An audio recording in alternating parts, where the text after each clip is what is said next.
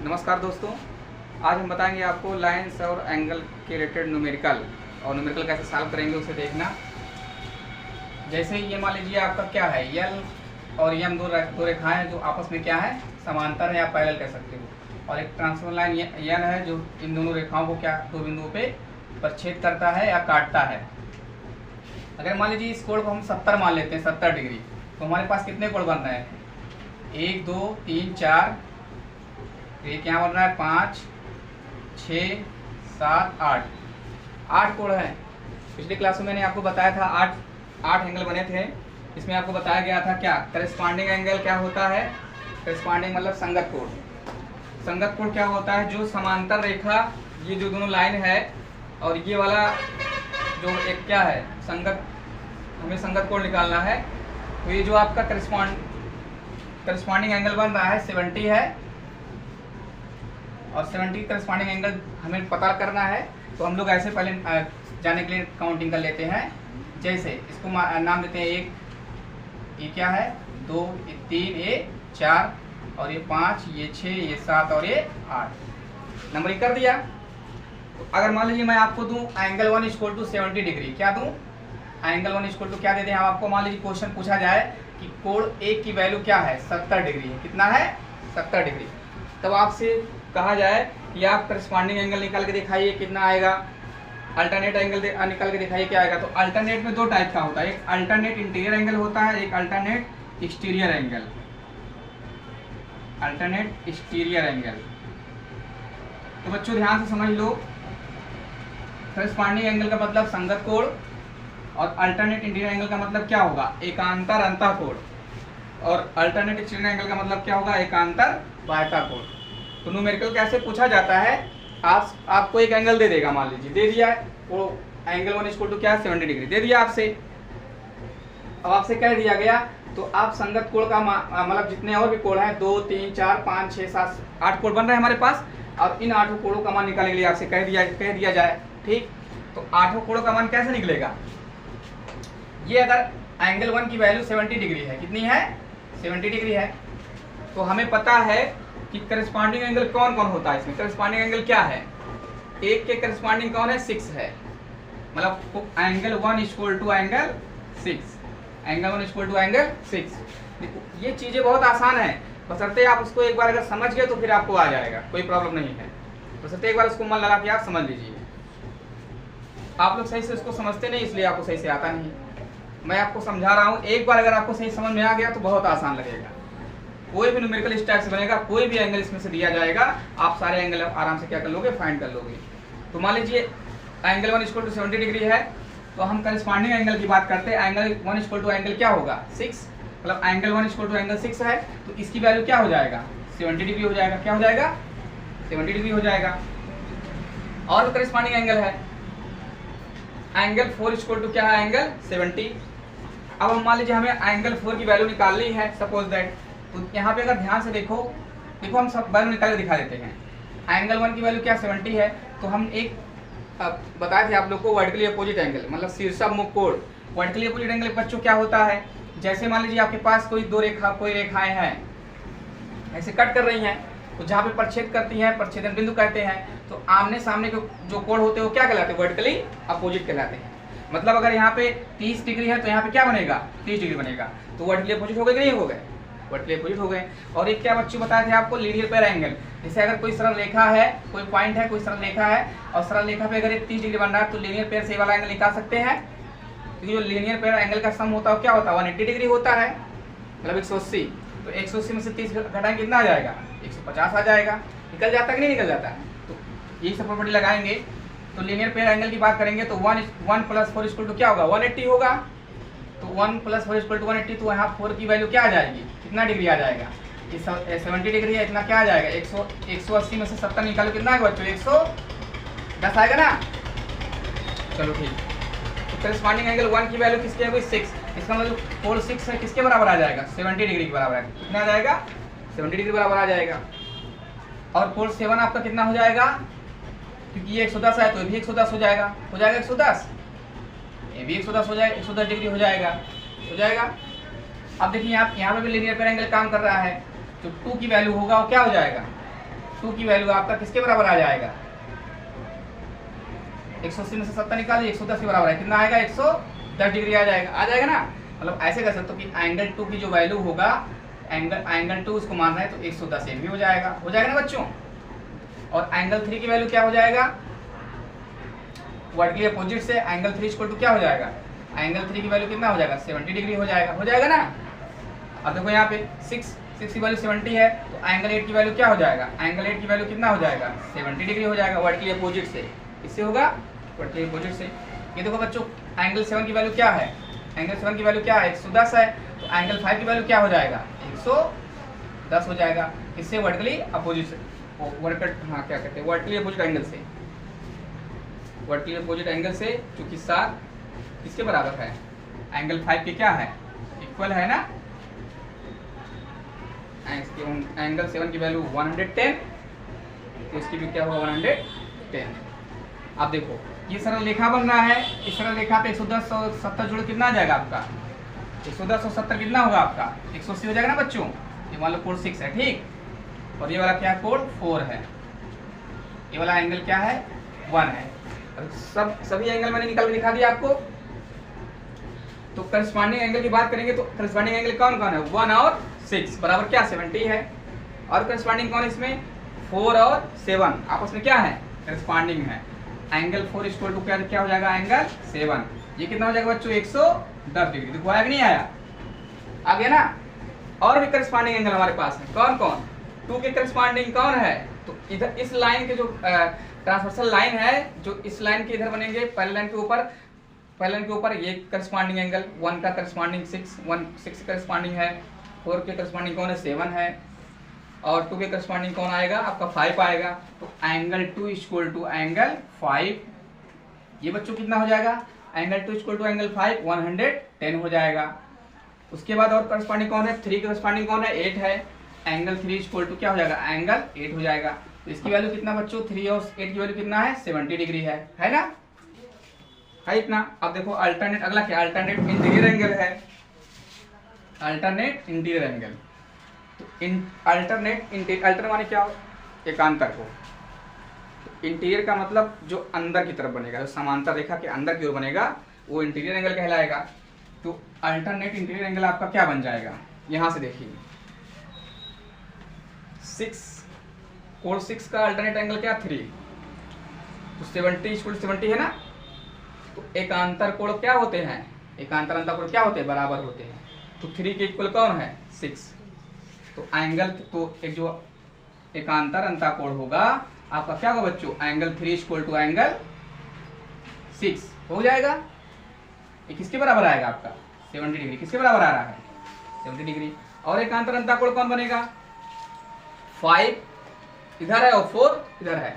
तो देखो 5 की वैल्यू क्या है? 110 है। 4 की वैल्यू 110 आ रहा है ना। तो एक एकांतर कोण बराबर हो गया कि नहीं हो गया? तो एंगल 5 इक्वल टू क्या हो जाएगा? एंगल 5 इक्वल टू क्या हो जाएगा बच्चों? एंगल 4 हो जाएगा ना बच्चों। कितना हो जाएगा? 110 डिग्री बन गया। तो देखो हमारा ये भी आ गया, अल्टरनेट इंटीरियर एंगल भी निकल गया। और अल्टरनेट एक्सटीरियर एंगल की बात करते हैं। अल्टरनेट एक्सटीरियर एंगल क्या हो जाएगा आपका? अल्टरनेट एक्सटीरियर एंगल क्या होगा? जो बाहर की तरफ बनेगा। कहाँ बनेगा? बाहर की तरफ बनेगा, ठीक है। बाहर की तरफ बनेगा। तो बाहर की तरफ कौन बन रहा है?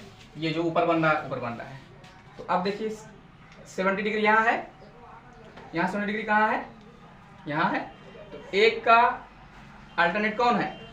एंगल 8 अल्टरनेट है ना। तो एंगल 1 इक्वल टू एंगल 8, जो कि क्या है? एकांतर बाह्यता कोण है। एंगल 1 की वैल्यू एंगल 8 की क्या है? इक्वल है, जो कि कितना डिग्री है? 70 डिग्री है ना। और 7 की वैल्यू किसके इक्वल है? 2 के इक्वल है। एकांतर बाह्यता कोण दिख रहा है ना। एकांतर बाह्यता कोण 7 इक्वल टू क्या होगा? 2। Angle 7 equal to angle 2 equal to किसके हो जाएगा? 110। तो ये क्या हुआ आपका? एकांतर बाह्यता कोण हो गया आपका, निकल गया।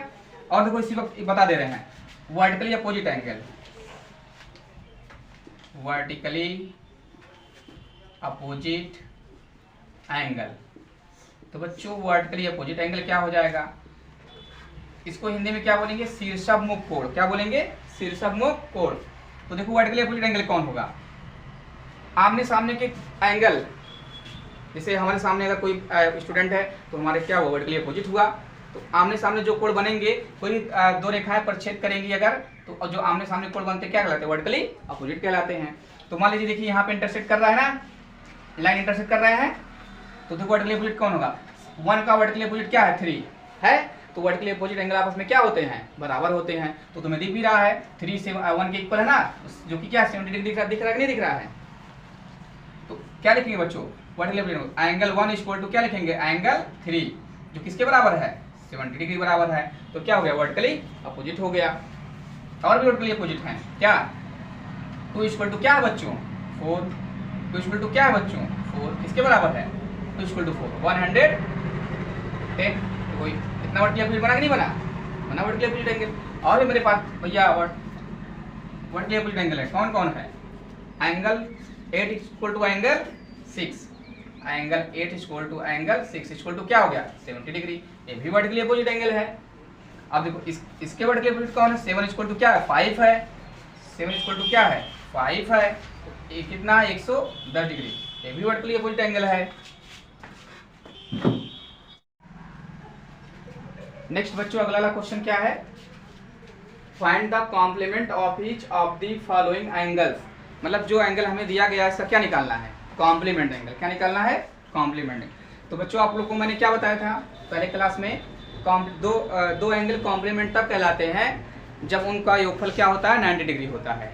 मतलब अगर हमें मान लीजिए एक कोण दिया गया, 30 दिया गया है, एक एंगल 30 दिया गया और उसका कॉम्प्लीमेंट चाहिए, तो 30 का कॉम्प्लीमेंट क्या होगा, 60 डिग्री। तो 60 और 30 को ऐड करेंगे क्या आ जाएगा, 90 आ जाएगा।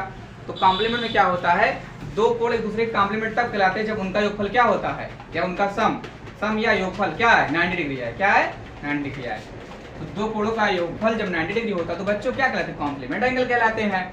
तो मान लीजिए हमें 53 का कॉम्प्लीमेंट चाहिए, 53 का, तो हमने कल पिछले क्लास में बताया था आपको, फाई मान लीजिए एक एंगल थीटा है, एक एंगल क्या है, फाई है, और दोनों अगर दोनों एंगल एक दूसरे क्या है, कॉम्प्लीमेंट है, तो दोनों का सम क्या होगा, 90 डिग्री होगा। तो चूंकि हमें एक एंगल दिया गया, हम मान लीजिए जो एंगल दिया गया क्या है, थीटा है। क्या है, थीटा है। मान लेते हैं लेट थीटा इक्वल टू क्या दिया गया है, 53 डिग्री दिया गया है। तो देखो अगर थीटा की वैल्यू 53 डिग्री है बच्चों, तो फाई की वैल्यू निकल जाएगा ना, आराम निकालेंगे। तो फाई इक्वल टू क्या आ जाएगा, 90 माइनस 53। तो फाई की वैल्यू क्या मिलेगा आपको, फाई की वैल्यू क्या आएगा, हटा दीजिए यहाँ से, कैरी होगा 10 में 3 गया 7, और यहाँ बच्चा 8 में से 5 गया 3, कितना आया, 37 डिग्री आया बच्चों ना, 37 डिग्री आ गया। तो हम कह सकते हैं कि ये 53 का कॉम्प्लीमेंट क्या है, 37 डिग्री है, और 37 का कॉम्प्लीमेंट क्या है, 53 डिग्री कह सकते हैं। आगे कॉम्प्लीमेंट। नेक्स्ट अगले क्वेश्चन की बात करते हैं,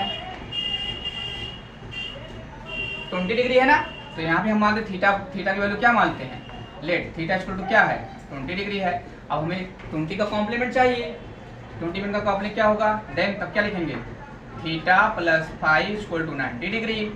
तो थीटा की वैल्यू क्या है, 20 है, फाई की वैल्यू निकालना है, तो फाई इक्वल टू क्या हो जाएगा बच्चों, 90 माइनस 20। तो फाई की वैल्यू क्या आ जाएगा, 70 आ जाएगा आपका, आ जाएगा ना बच्चों। तो देखो 20 का कॉम्प्लीमेंट क्या हुआ, 70, और 70 का कॉम्प्लीमेंट क्या हो गया, 20 आ गया ना। 20 और 70 को ऐड करो कितना का, 90 डिग्री आ जाएगा। देखो इसका भी आंसर आ गया। नेक्स्ट अगले पार्ट का आंसर देखो क्या होगा, हमें क्या दिया गया, इसको मान लेते हैं थीटा की वैल्यू है, लेट थीटा इक्वल टू क्या मान लेते हैं, 65 degree. Then we know that, हम जानते हैं, क्या जानते हैं बच्चों, कि थीटा प्लस 5 अगर दो एंगल एक दूसरे के कॉम्प्लीमेंट है तो दोनों का सम क्या होता है, 90 डिग्री होता है। तो यहाँ से थीटा की वैल्यू क्या रख देंगे, 65 प्लस 5 की वैल्यू निकालना है, 90 हो जाएगा। तो 5 की वैल्यू क्या निकल के आएगा, 90 माइनस 65 आ जाएगा। तो 5 की वैल्यू क्या है बच्चों, 10 में से 5 गया 5, यहाँ बचा 8 में से गया 2, 25 कितना आ गया, 25 आ गया।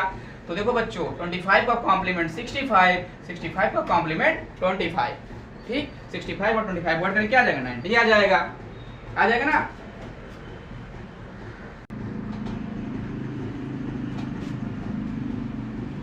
तो यहाँ पे क्या होगा, find the supplement of each of the following angle. ये वाला प्रॉब्लम कैसे सॉल्व होगा, इसको देखिए बच्चों, इसमें क्या निकालना है, find the supplement of each of the following, देख रहे हो ना।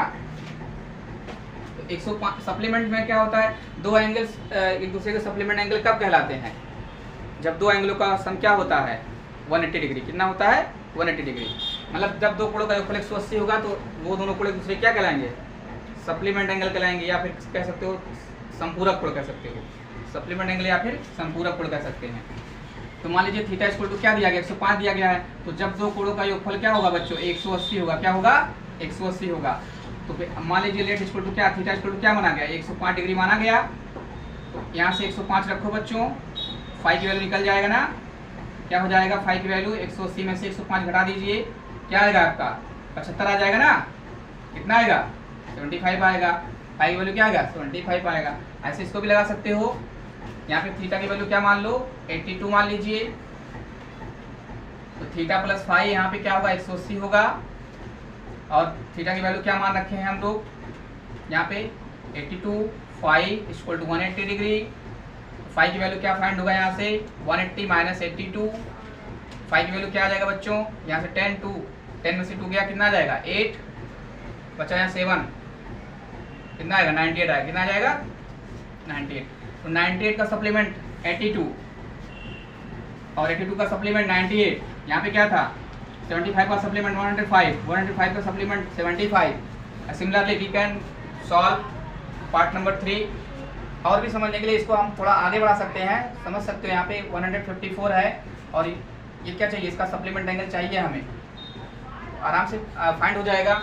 और इसको भी ऐसे निकाल सकते हो, ये वाली लाइन जा रहा है यहाँ पे एक्सटेंड करना पड़ता थोड़ा, और इसको भी थोड़ा यहाँ एक्सटेंड करना पड़ता निकलता।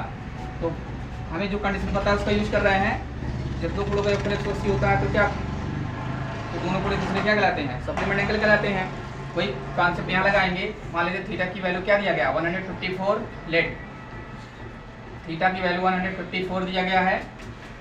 Then theta plus phi equal to क्या होगा 180, तो फाई की वैल्यू निकालना है, थीटा की value 154 plus phi equal to 180, phi equal to क्या हो जाएगा 180 माइनस 154, माइनस कर दीजिए बच्चों यहाँ से 10 में से 4 गया, कितना आ जाएगा 6, यहाँ बचा 7 7 5 गया 2, 26 आएगा ना, यहाँ पे क्या आ जाएगा 26 आ जाएगा, कितना आ जाएगा 26।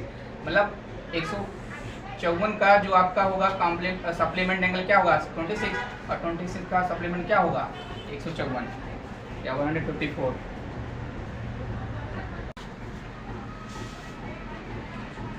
अगला क्वेश्चन क्या बच्चों, find the angle which is equal to its complement. मतलब हमें वो एंगल निकालना है जो क्या है इक्वल हो, बराबर हो किसके, उसी की कॉम्प्लीमेंट की क्या हो बराबर हो। तो कॉम्प्लीमेंट में दो एंगलों का सम क्या होता है 90 डिग्री होता है ना। तो हम मान लेते हैं let x be the angle, हम मानते हैं x वो एंगल है, क्योंकि हम जानते हैं कि दो कोणों का योगफल क्या होता है कॉम्प्लीमेंट में, थीटा प्लस फाई है, तो दोनों का योगफल क्या होता है 90 डिग्री होता है। तो चूंकि दोनों क्वेश्चन में क्या कहा जा रहा है find the angle which is equal to the its complement, मतलब जो जिनका कॉम्प्लीमेंट निकाला वो आपस में क्या है इक्वल है। मतलब अगर थीटा x है तो फाई भी क्या है x है, अगर थीटा x है तो फाई भी क्या है x है, दोनों आपस में क्या है इक्वल है। तो ये भी x हो जाएगा और ये भी x हो जाएगा, तो 90 आ गया बच्चों। तो यहाँ पे क्या हो जाएगा x कितना होगा 2x हो जाएगा, 2x इक्वल टू क्या हो जाएगा 90 हो जाएगा आपका। x इक्वल टू क्या मिलेगा बच्चों 90 अपॉन में क्या आएगा 2 से काटेंगे 2 1 जा 2 और 90 काटेंगे क्या आएगा 45, तो x की वैल्यू क्या हो जाएगा 45। तो वो एंगल कितना है, तो थीटा की वैल्यू भी क्या है 45 है और फाई की वैल्यू क्या है 45 है। तो दोनों देखो बच्चों दोनों एंगल आपस में इक्वल है कि नहीं इक्वल है, तो वो एंगल क्या 45 है, तो वो एंगल क्या 45 है which is equal its complement, जो खुद के कॉम्प्लीमेंट की क्या है इक्वल है। मतलब 45 का कॉम्प्लीमेंट 45 का कॉम्प्लीमेंट 45, तो दोनों आपस में क्या है इक्वल है। तो वो एंगल क्या है 45 है, तो खुद के कॉम्प्लीमेंट खुद का क्या होता है कॉम्प्लीमेंट होता है, तो खुद का क्या होता है कॉम्प्लीमेंट होता है, मतलब बराबर होते हैं ना। तो वो एंगल क्या होगा 45 होगा which is equal to its complement, तो उसके कॉम्प्लीमेंट की क्या होगा बराबर होगा। ठीक है,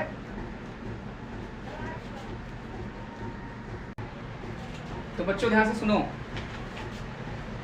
find the angle which is equal to its supplement. इस क्वेश्चन में क्या कह रहा है कि हमें वो एंगल बताइए जो क्या हो इक्वल हो टू इट्स, जो स्वयं के सप्लीमेंट की क्या हो इक्वल हो, स्वयं के सप्लीमेंट क्या हो, इक्वल हो।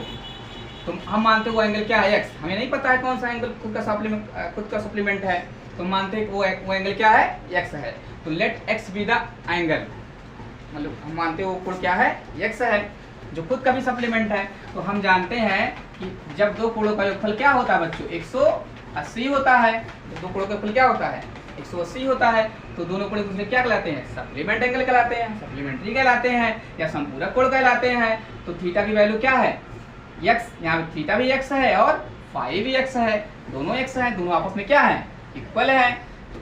तो एक्स प्लस एक्स बराबर 180। तो एक्स क्या हो जाएगा बच्चों, 2x बराबर क्या हो जाएगा, 180। तो x बराबर क्या होगा बच्चों, 180 बटे 2, 2 1 के 2, 2 9 18 0।